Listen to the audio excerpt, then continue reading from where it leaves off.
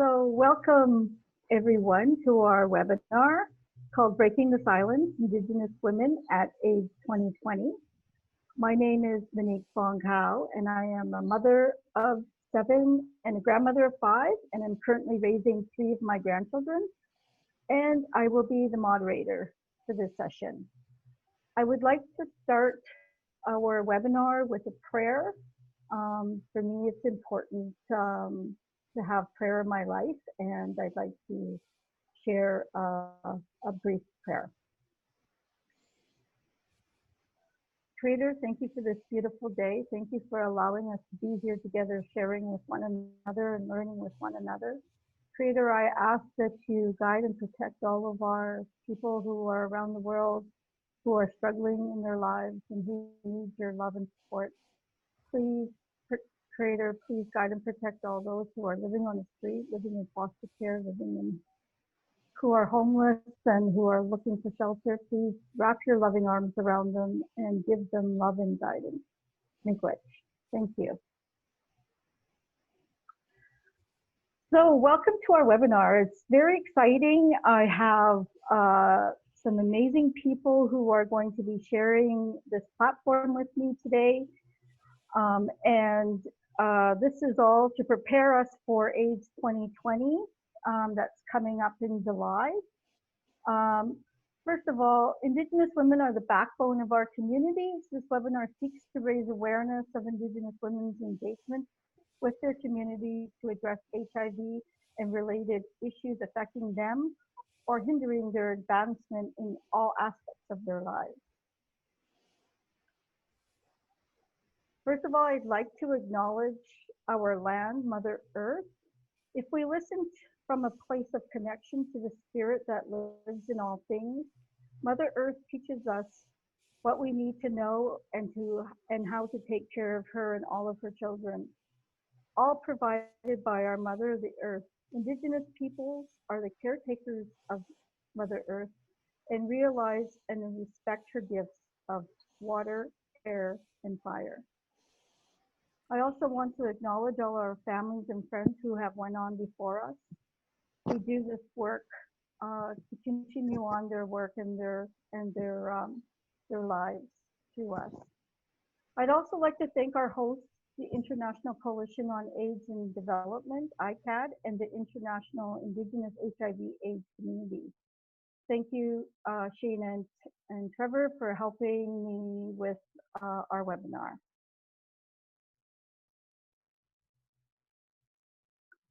Breaking the silence.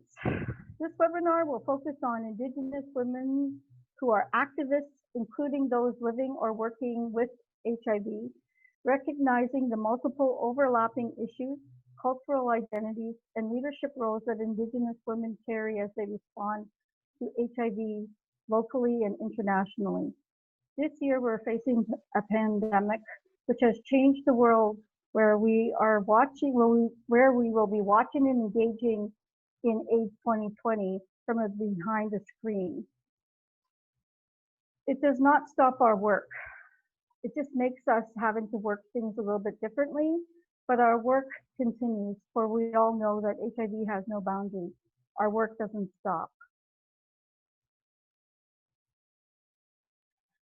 I have 4 beautiful women who come from all over the world: Nigeria, Amsterdam, New Zealand, and Canada.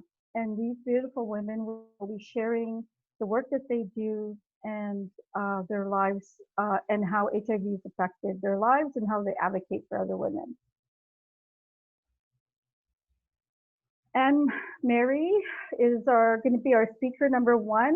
Our speaker number 2 will be Erica. And forgive me, I cannot pronounce the names right, so I'm not going to even try to figure out how to say your name. So I will call you by your first name. Speaker 3 will be Tanya, and our final speaker will be Doris. And I know how to say Doris's last name, but that's the only one. So our first speaker, Anne Mary, she is the founder of the Faith Heritage Family. Her title of her workshop or her presentation will be Stigma and Empowerment, Indigenous Community Engagement in Nigeria. And the Faith Heritage Family is a grassroots humanitarian organization based in Port Harcourt, River State, Nigeria, who reaches out to the very poor Indigenous population of the waterfront, waterside communities of Port Harcourt.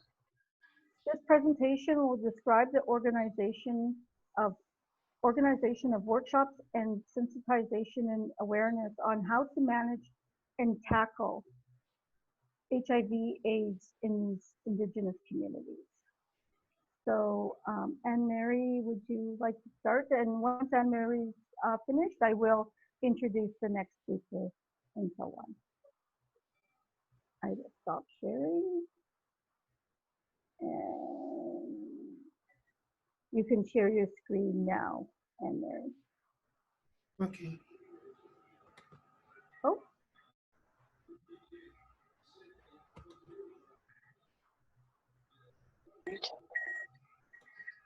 Wait. Can we just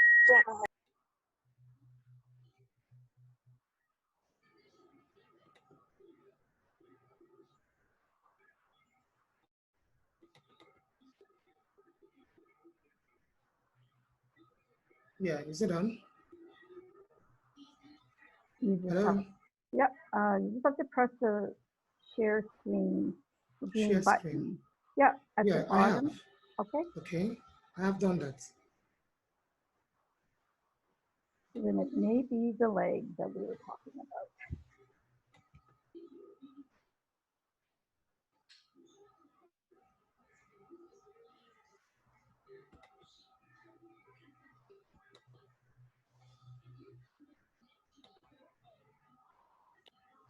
There it goes.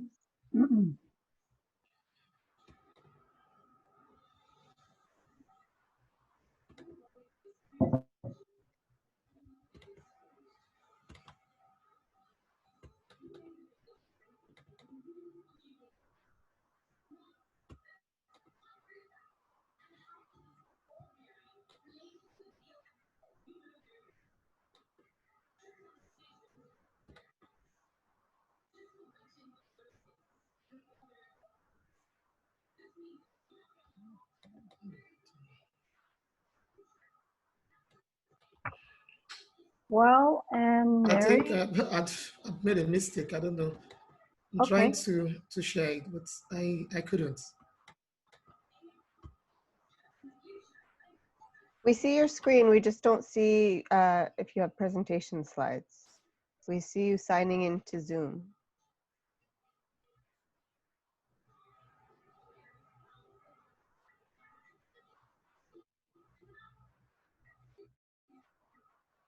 You need to click the X in the top corner. Click the X and then maybe they'll take you to your presentation.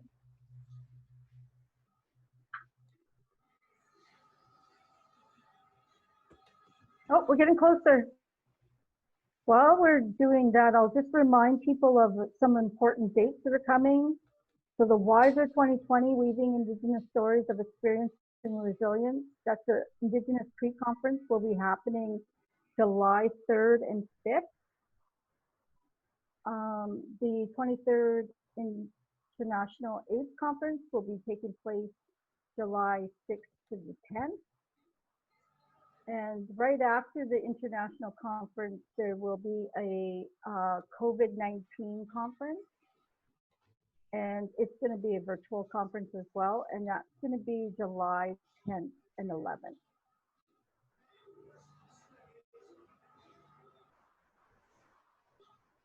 And all of that is available on the web, of course. It will be available on CAN's website. Same with IGWA's website.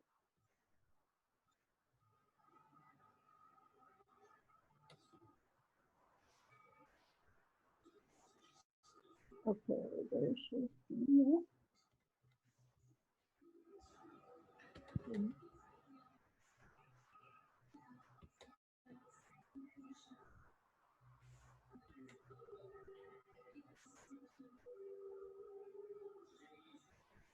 Let me see.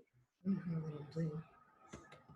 Are you still having trouble, Mary? Yes, I am. I am. Do you want to just read your PowerPoint? I know you probably have some amazing pictures that you'd like to share with everyone. I'm not even seeing any. I'm not seeing you. I'm not seeing anyone. I don't know what I pressed here. Did you go right out of your PowerPoint? Oh, Because we're seeing your screen. We just need your PowerPoint. yeah. Oh, shit.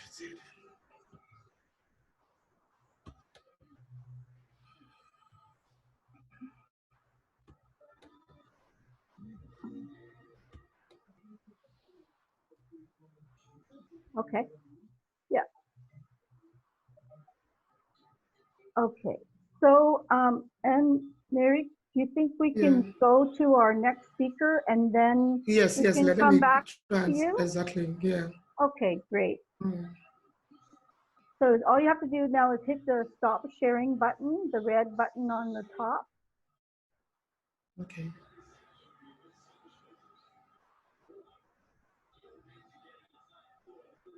And then Erica, you can go next. And what I will do is I will introduce Erica while we're waiting for her to stop sharing her screen.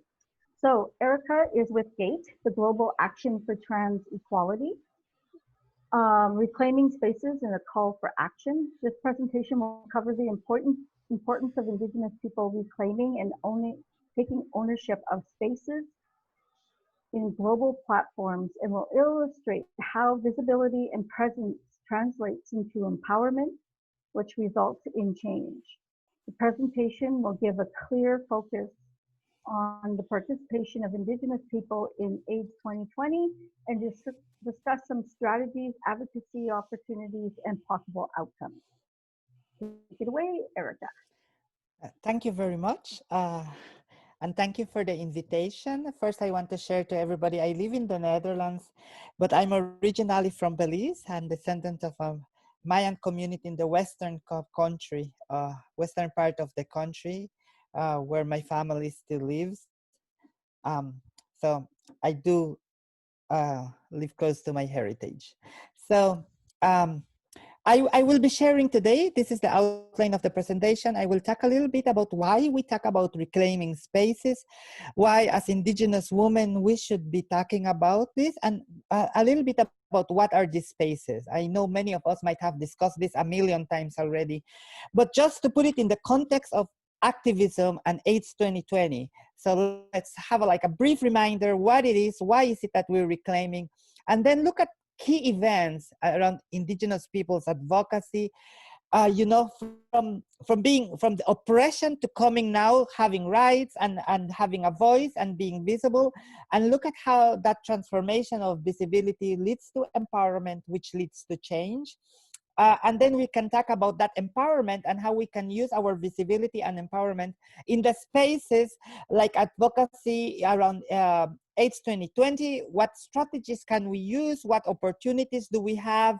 So, you know, what all of us can contribute, all of us in this call and people who will be listening to the recording afterwards. So I did something. So I look at, I did a search on papers, on scholar articles about Indigenous people. And I look at what words and how do they refer to us when they write about us. Some are okay, but some are actually offensive or not nice, and not the best language. And you know, these are basically, when I look at them, very few of them actually involve Indigenous people as part of the research, and they use multiple ways of referring to people, particularly in and within the research, interchanging from one word to the other or one phrase to the other, without giving a proper context of why they're using that. So I thought this was a little bit interesting to look how external people, particularly in the academic arena, write about indigenous people. So, and then I started to do a desk review about a definition of indigenous people. So how do these bodies of advocacy, of health, of define indigenous people? So, like for example, the UN bodies, all the UN bodies have slightly different definitions of what indigenous peoples are, and there's not one common that all bodies use. In other populations, for example, it's very well defined. It's this and that, and it's very box and square. So, I'm not going to go over all of them, but if people are interested, you can contact the facilitators, moderators of this webinar. I'm sure they can send you this presentation. So you can see here the definition from the Indigenous Peoples, the Arctic Center University of Lapland, also from the ILO, the definition from WHO, from the World Bank. And then this one is the one I like the most, and it's from Wikipedia. Yeah, so and it has to do, maybe it has to do because Wikipedia allows people to edit, so it has to do maybe that some of us actually had something to do in this definition. So it's one that is like a lot, it embraces a lot of topics, a lot of issues, but it's the one I like the most because I identify the most. But that's only my personal point of view also. Just wanted to share this, how there's so many definitions, there's not one standard one, although that should never limit us, because that's how so many times external people are defining us. But there are common traits in the definition. So there are things that are common that all these bodies include in their definitions. One is that original inhabitants of a place, of a country, of a region, of people being displaced from their original places, of histories of colonization, of a deep relationship with nature, with the nature that surrounds us, and a deep respect with nature, particular richness in cultural and rituals and uniqueness in this. And we also have a lot of common struggles, pertaining to HIV. The common struggle is, we are one of those populations who are being left behind. So it doesn't matter who is defining us, we can find these common traits in all those definitions. And that's a good start. I think that's a good start. And this is something we can build on as a community. So, but when we go back to these reasons, we have, we were original inhabitants of many spaces, many lands, many regions. We have been displaced. We have been affected by colonization, the deep relationship and respect that we have with nature, our cultural richness with rituals, and all the struggles that we have in common. This is the reason that we need to reclaim those spaces. This is the reason when we say reclaiming spaces, this is what we're talking about taking ownership. In my part of the world, many times your grandparents and your parents bring you up as a child to start washing away your culture. Because it's kind of like, because of the stigma and discrimination. And it's time to reclaim those spaces, to take ownership of our heritage, of our culture, of our identities, to take ownership of our rights, to take ownership of the relationships we have with with nature, with space, and also as our identity as unique peoples. So, having said that, there has been a great history of key events and key moments where there has been a lot of important events that happen. And I just want to highlight some. I will not go in depth into one. I will just mention it because you can get this information. And also in the bottom, you can see a page where you have all the description of every single step. So in 1923 and 25, which I found really, really interesting, was the first international involvement of indigenous peoples in UN bodies. So this is like where it all started at the UN level. In 1981, the Martinez-Cobos study. This study is unique because this formed like the backbone, the skeleton for the definition of what indigenous peoples are, what are indigenous communities. and as I said, no UN body, they don't have a common definition, but they do adhere to the uh, guidelines that the Martinez-Cobos study results showed. So that is important. And then in 1982, we had the Working Group on Indigenous Populations was established. And to note, at that time, it was the lowest level of the UN hierarchy on the human rights bodies. So the lowest it can ever be. In 1989, the ILO, the International Labor Organization Convention, 169 Convention, engaged with, who had been engaging with indigenous people since the 1920s.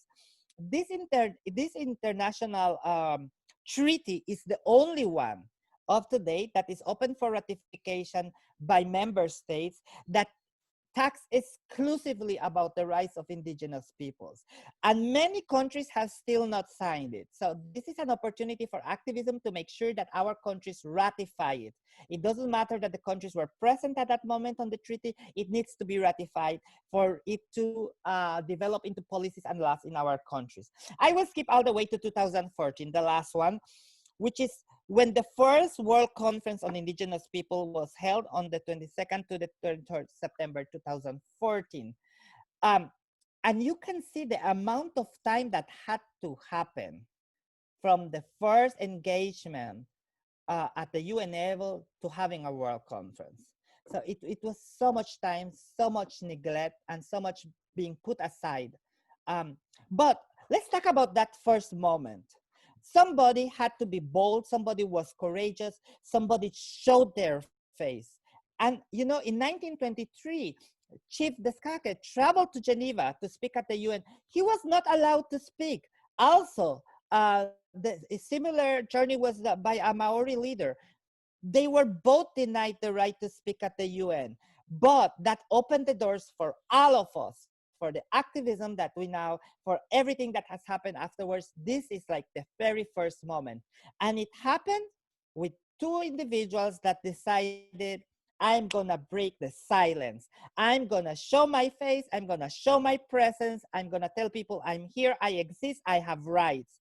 And that's what you mean by visibility. Visibility is taking our rights, taking the streets. It's actually making sure that we raise our voices. It's making sure that we're heard. Visibility is not shying away. Visibility is networking. Visibility is working together as a community. And when we are visible, it empowers us. It gives us the strength that being individual, as an individual person, we might not have to change the things that we need to change to improve our lives and our communities. We need one another. We need to be in groups and together to have that power that will create change. So that's how visibility transforms to empowerment and then leads to change. And a lot of people have worked around and made this possible. Now, Indigenous people at AIDS 2020, there's a lot of things that's gonna happen. There's a list in your screen.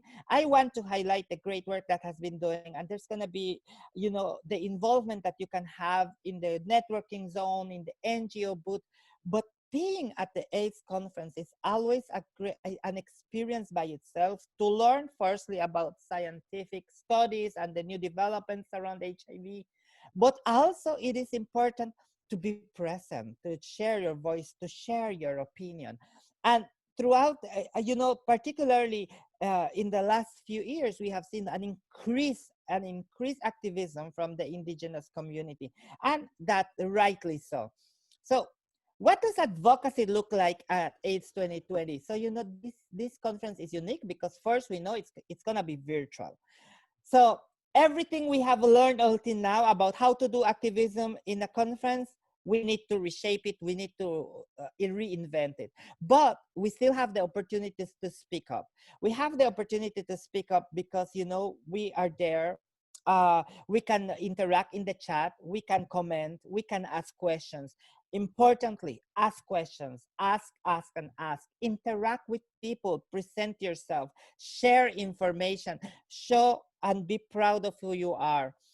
be present. The fact that you are participating is already a moment of visibility that Indigenous people are participating, are present, and are gonna create a difference. So we have a lot of opportunities. So, you know, there's gonna be the global village and the sessions itself where we can learn, but we can also share, where we can question, where we can demand also the inclusion of Indigenous communities in research, in prevention activities, in treatment and care. But more importantly, also, if there's something that we don't like that is happening and we see that exclusion is happening, even in the virtual setting, there's the opportunity to protest. And I am one of the persons that love pacific protests. Like, for example, what happened in the conference in Mexico City, the IS conference in Mexico City last year, where the Indigenous community took up the stage, protested when they were having a plenary, took up the banner, and the next day it appeared in all the newspapers in Mexico City. It was an amazing moment, and we need to grab those opportunities on the air and take use of them. So yes, there's a lot of interaction, there's lots of opportunities, and I really, really hope to see all of you during the conference. Thank you. Thank you, Erica. Thank you for those empowering words, and makes me very proud that you are one of our speakers. I'm going to ask Tanya next to speak, if you're okay, Tanya. Tanya will share a positive experience attending AIDS 2014 and disclosing her HIV status during a session attended by hundreds of people, including members of her family, and how it positively impacted her life. Knowledge is power. When Anmari is living with HIV, the whole family is living with HIV. Tanya's disclosure broke through some of that stigma. The experience helped her family to reach out for more information, and Tanya felt empowered through meeting so many other Indigenous brothers and sisters responding to HIV, a whole new community of support. Here is Tanya. Tēnā kaita katoa, e hono rea kororea ki te atoa e mai ngā rongo ki te whenua e wakaro pai ki ngā tangata katoa aha koa koahi. Ko taranaki taku maunga, ko waitotora taku awa, ko tuku maru taku waka, ko te ate awa tuku iwi, ko pariaka tuku marae, no waitara ahau, ngō kei ngā motu tuku kainga e nai nei, ko Eric Rangitunga tuku tāne, ko Michael Rawa, ko Nailas tuku tama. Ko Tania taku ingoa, no reira.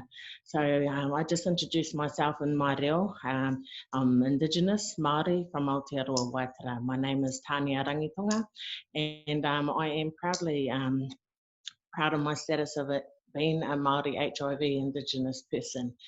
I'm here today to speak more about my personal experiences and the positives that I have gained from being involved in conferences and meeting amazing people, Indigenous brothers and sisters from all over the world. So I attended the 2014 Indigenous Pre-conference, HIV and AIDS, as well as the main conference in Melbourne. Prior to attending the conference, personally, I had faced big stigma and discrimination within our country, from a government level right down to community, family, school, social welfare. I had social welfare involved, saying because of my health I was unfit to care for my children. So it was huge from a government level right down within our community and my own whānau family. Within our small community, whānau and people didn't want us being apart, even with my own children being allowed in the same school. So it was the discrimination and stigma was pretty huge. But for me, I found my strength again with a small group of supportive people at the start, with the ina Foundation, which is the Māori Indigenous Pacific Island Foundation based here in Aotearoa. And I went along, I started volunteering with them, and I went along to the 2014 conference, and just being there at the pre-Indigenous conference gave me so much empowerment and strength that I stood again and knew who I was as an Indigenous woman, and I no longer carried shame. I no longer felt embarrassed. I found my voice again, and yeah, I just became empowered from everybody, from all everybody that I encountered there, but also all the workshops and the panels, that listening to people's experiences, connecting and knowing I wasn't alone either. So coming back from, and my own family, so a lot of our own, and I'm talking immediate family, had felt shame for themselves, I suppose, when my status was made public. This is prior to conference. So we hadn't had a lot to do with them for years. We were kind of disowned, a lot from my husband's family as well, who didn't quite understand, or their own ignorance didn't allow them to learn. But we took the opportunity to invite them along, knowing that I was going to be a speaker.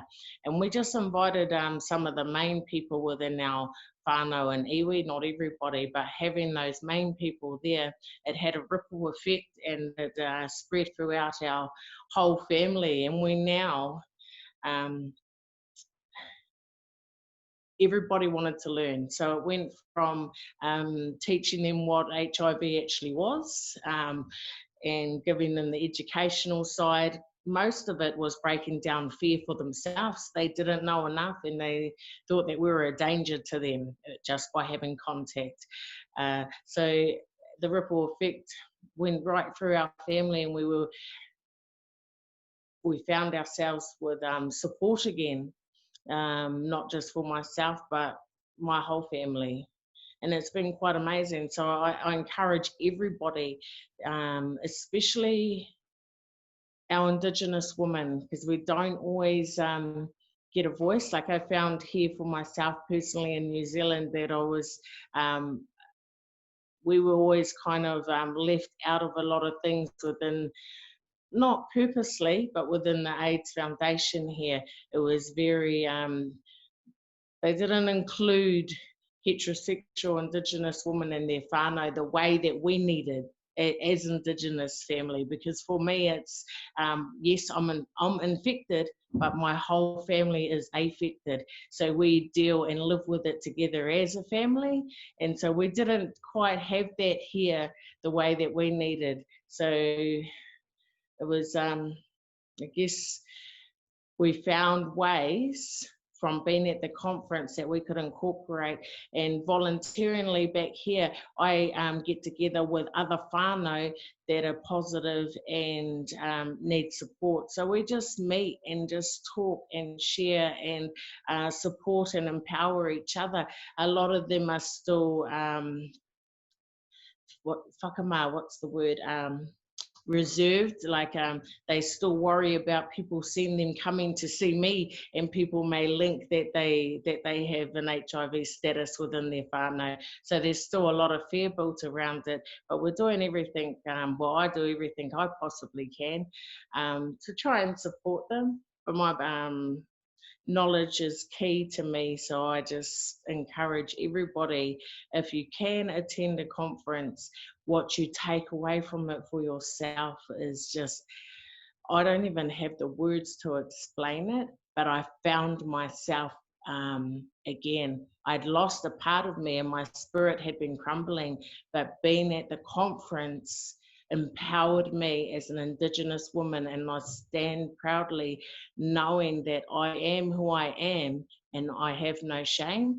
And that was huge for me. That was absolutely huge for me and my whānau, because, you know, even though I was the one feeling like that, it then passed on to my children, who started feeling shame and not knowing what was allowed to be said and what was now they, you know, so me being empowered it has an on effect, and it gives them empowerment too. I'm just trying to think. Sometimes it's an emotional topic for me, and I tend to just speak from the heart. So I'm just trying to remember if there's things that I need to include and share. I guess the main point for me is, if you can attend, and even if you're not infected with it, just be open-minded so that you can educate yourself, let go of the ignorance, and be able to support us ones that are affected or affected, and support us within this community that we have. Yeah.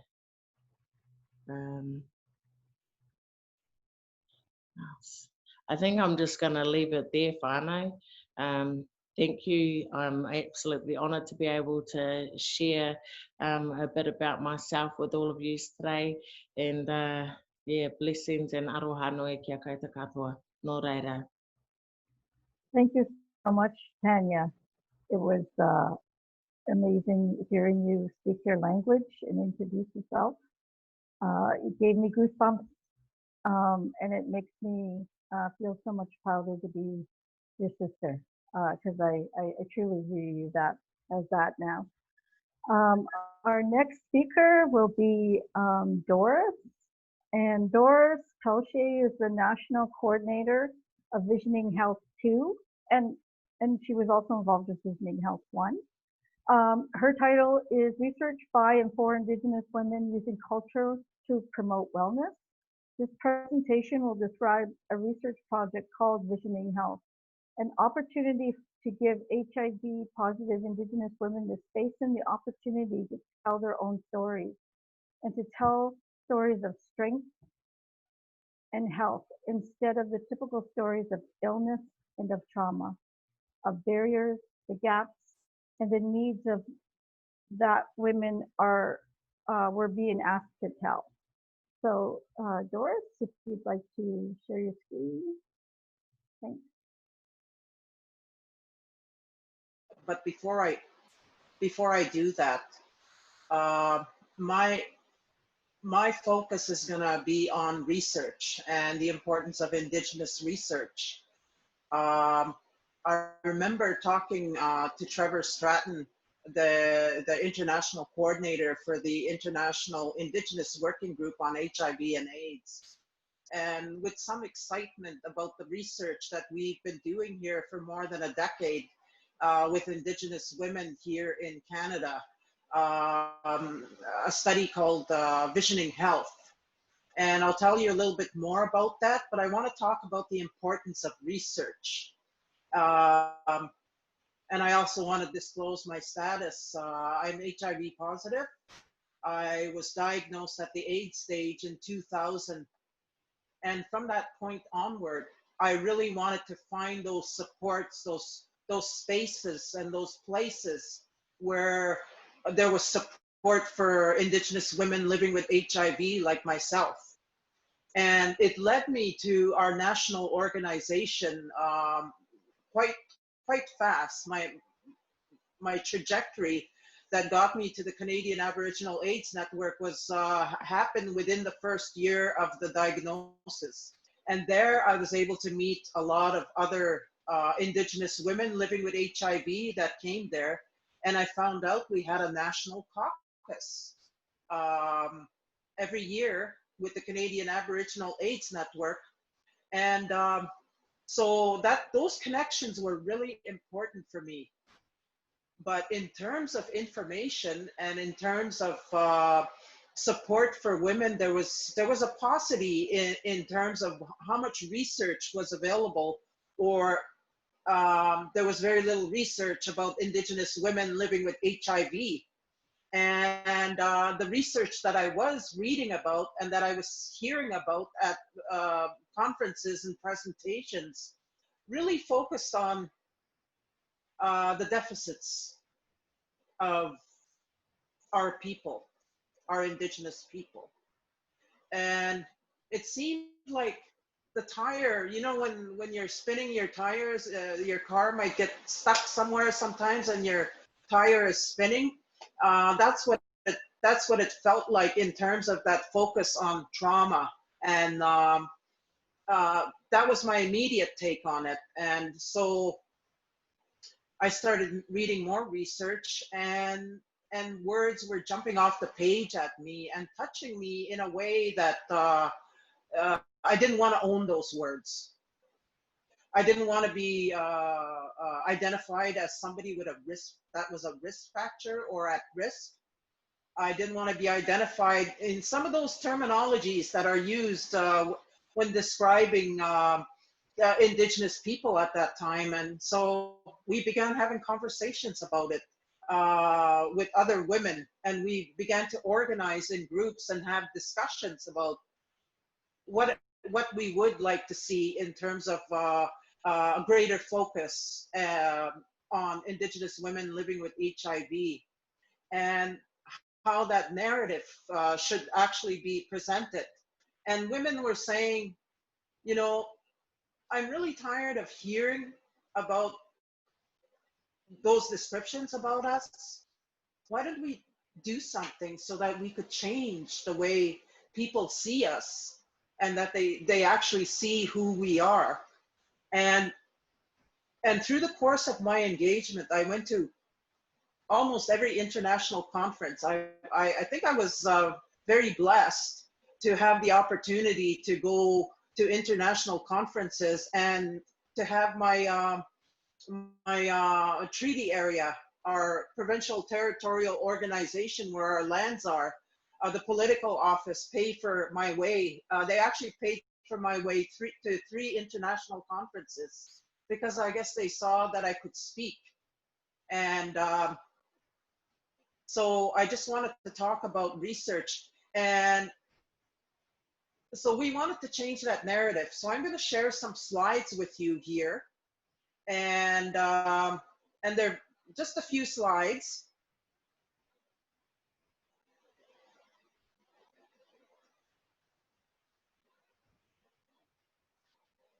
And I'm going to talk about, very briefly, about our research project. It's called Visioning Health. And we are now into our second iteration of this study. And we're just winding down this 5-year study right now. But there was an initial iteration of Visioning Health when we started. We never knew how much of an impact this kind of strengths-based, arts-based, participatory, decolonizing, community-based research project would have on women. And so it was very successful. So that's why we ended up with Visioning Health too. So really, for me, it's about shifting the narrative to a health-focused approach to research that's done with HIV-positive women. And this is a picture of our medicine bundle here that we committed to carrying in 2010. And we actually took our medicine bundle to the international conference in Washington, D.C. And we also took about 15 women from Visioning Health to Washington, D.C. Some of them had never been to an international conference. We had a number of presentations while we were in Washington. We had a workshop, a 3.5-hour workshop that was accepted, an abstract that was accepted, where we could talk about some of these health enhancing research projects that were happening. And so we went with our entourage. And so this is why we're doing Visioning Health, to kind of resist and flip this pathogenic perspective that kind of pulls out all the negatives in our lived experience. So these are some of the labels that are often used for Indigenous women. And I'm sure that all of you in different places in different parts of the globe this will probably resonate for you. So what we wanted to do was shift that narrative. And when you go to an international conference, you have that opportunity to speak to those narratives, to resist those colonial narratives. And this is a colonial narrative of Indigenous people. And so we had that opportunity when we got a grant and we were able to take our whole entourage to Washington, D.C., to the Indigenous Pre-conference on first. And then we went to the main conference, and the light in the eyes of some of those women that had never attended something like that was truly amazing. One of the women actually disclosed her status for the first time on an international stage. And her community, they often don't disclose. In her community, they're self-isolating. They don't speak about it. They even hide their status from their family and their children because of stigma and because of discrimination. So this is the narrative that feeds into that. So why we did Visioning Health, it's really important the way that researchers do research. It's really critical to addressing some of those disparities that impact not only Indigenous women, but Indigenous people. So once you pay attention to the way you do research, and once we paid attention to the way we did research with my peers, with HIV positive Indigenous women, this is the narrative you get. These are their words. These are their descriptors, how they describe themselves. So we were able to share this way of doing research at the international level, on the international stage. We had quite a number of sessions at Washington, and I've been to several conferences, and I was in Sydney as well, and for the International Indigenous Pre-conference, it was totally amazing to be in another, like on the other side of the world, and go to an Indigenous conference there. And then we went on to Melbourne, and quite often, because I've carried the portfolio for Canada, like around Indigenous women living with HIV for the Canadian Aboriginal AIDS Network. I did that job for quite a number of years. So quite often I get pulled into all kinds of presentations, and I have that opportunity, like Erica talked about, to raise that voice and to raise some of these issues there. And I'm just gonna finish with this. So through the course of this last iteration of Visioning Health, we also do ceremonies. We do a lot of ceremonies in our research projects. And we did a coming home ceremony to address disconnect. Quite often, because of HIV, some of the women are disconnected from their communities or disconnected from their families. And there's a lot of disconnects. And so we have this coming home ceremony where we use cedar water, which washes away all those, all the stuff that you're carrying. And we do this ceremony and we welcome the women home back to their community. And after this one ceremony, this woman said, "Do I look taller? I feel taller." So that's the kind of impact ceremonies will have. And that's how the impact that reconnection will have when you reclaim those spaces, like Erica said, when you reclaim those ceremonial spaces as well. And we also do ceremony at international conferences. You'll see different types of ceremony. When I was in Sydney, they did the smoking ceremony, and the local Indigenous people there. And I've seen Maori people, they have their ceremonies as well.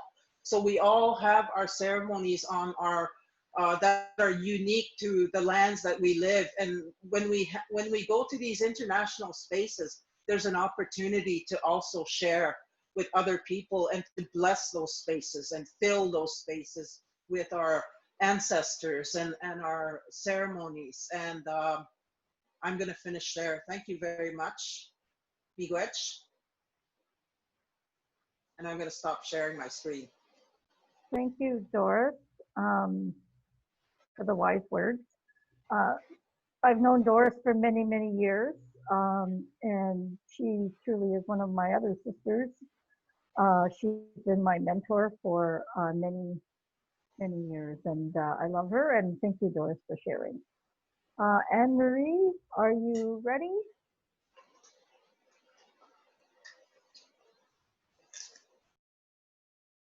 All you have to do is be unmuted.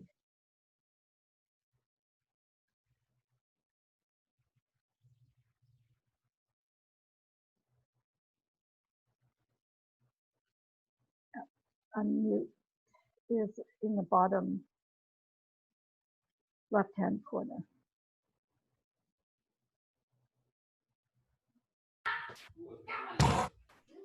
Hello, can you hear me now?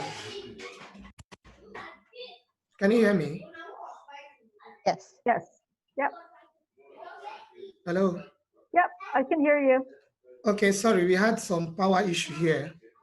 I had to on the generator. Sorry. Okay. Yeah, I want to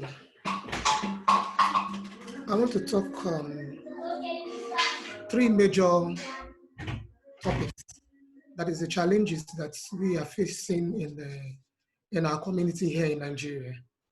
Because those challenges, if they are not tackled, will not be able to achieve our goals.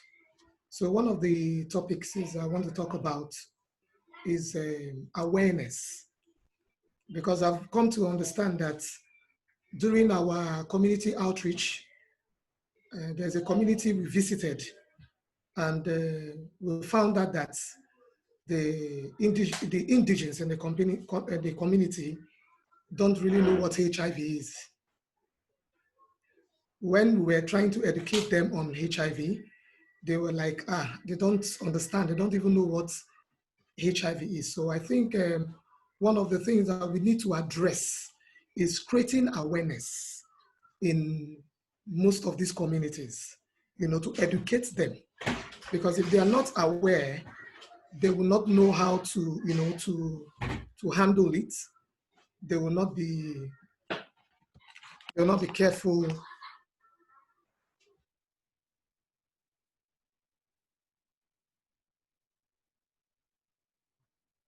I think we may have lost her. Sheena, can you tell if we've lost Anne-Marie? I think we have lost her. I don't see her on the list of participants anymore. Okay, so maybe we have about 5 minutes left. If anybody has any questions for the speakers, we can take questions through the chat box. So send in your questions until we can maybe get connected back to Anne-Marie.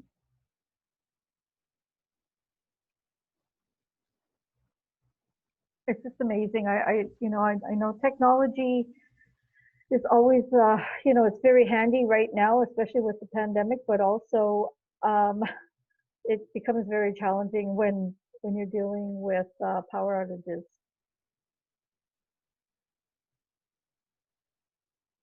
And Trevor stated, yeah, this is a challenge of engaging Indigenous peoples. Often even access to internet is a barrier for a population, which is very true. Yeah, I think we're very lucky in a way when we live in developed countries like Canada. But in the underdeveloped countries, these are some of the challenges I think that happen. Like using a generator. Yeah, so I wish that didn't happen for her, you know. Yeah, I'm sure she has so much to share. We do have a question. Is HIV still a gay white man's world? Anybody wants to answer the question? Definitely not. Or else we wouldn't be here in this webinar talking about HIV if it wasn't relevant for us as women. That's the first thing. But I think, I think we need to understand that it has never been only about a gay white man. Yeah. But also there's a lot of perception still in many parts of the world where people still think that is the case, and that's because a lot of the research, a lot of the interventions are centered for that specific group. And that's the kind of advocacy we need to tackle and say, no, no, no, no. You're offering PrEP. Where's PrEP for women? Where's PrEP for transgender women? Where's PrEP for indigenous people? All the tools that are available should be available for everyone. But going back to the question about the access of internet, like that poses a question about us. Like, what are we gonna do about a community, as a community, to ensure that our brothers and sisters all around the world can participate if they want to participate? We need to start getting creative about this, like create hub spots where people can meet in person, or like have a gathering of 2-3 where that is possible, because in some countries it's still not possible. And maybe come together and look at the sessions together, or stuff like that. I think there's so many challenges, but like there's nothing that together as a community we cannot overcome. Yes, thank you, Erica. I guess I would like to ask if you could sum up going to an international conference. What would you say to a woman, Indigenous woman, who is going for the first time or who wants to participate? What would you say to them?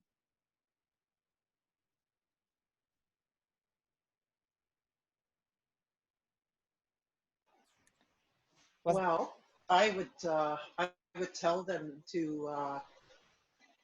I met a woman in I believe it was in Mexico when the conference was in Mexico City, and she was there all alone, and somebody had contacted me to make sure I keep an eye out for her, and she was Indigenous, and she showed up there in Mexico City, and if some of you were there, that conference was huge in Mexico City, and people were scattered across in the downtown core of Mexico City, and so I went and found this woman, and I wanted to kind of take her under my wing a little bit.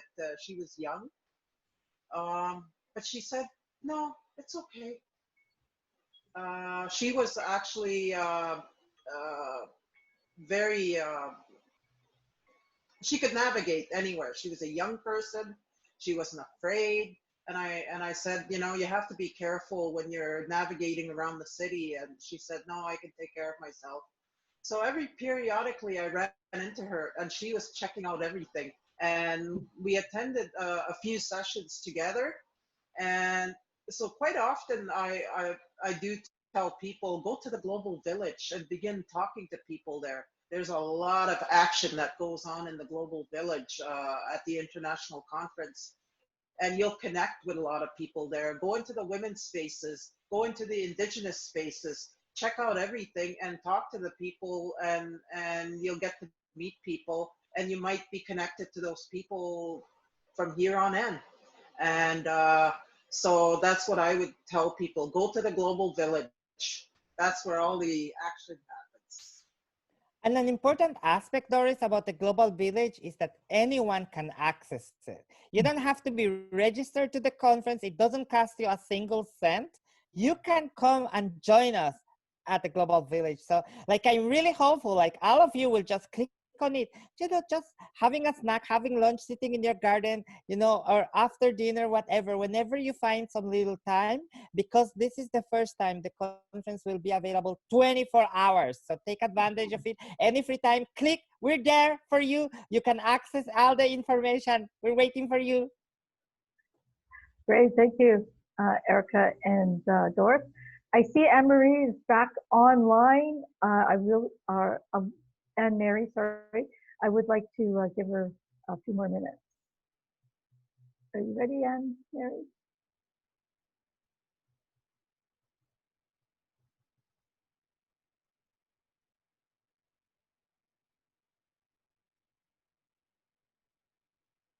Yep, you just need to unmute yourself. There you go. Yeah, hello, I'm back. Yeah, sorry, had some technical issues here. Sorry. All right, then what I was saying is there's lack of awareness when it comes to HIV in most of these communities. So we need to create an awareness, to educate them. Because if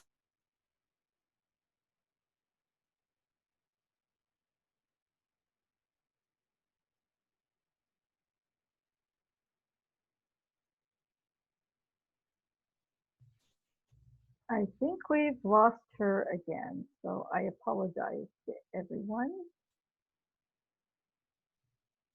Yes, she's offline again. I apologize.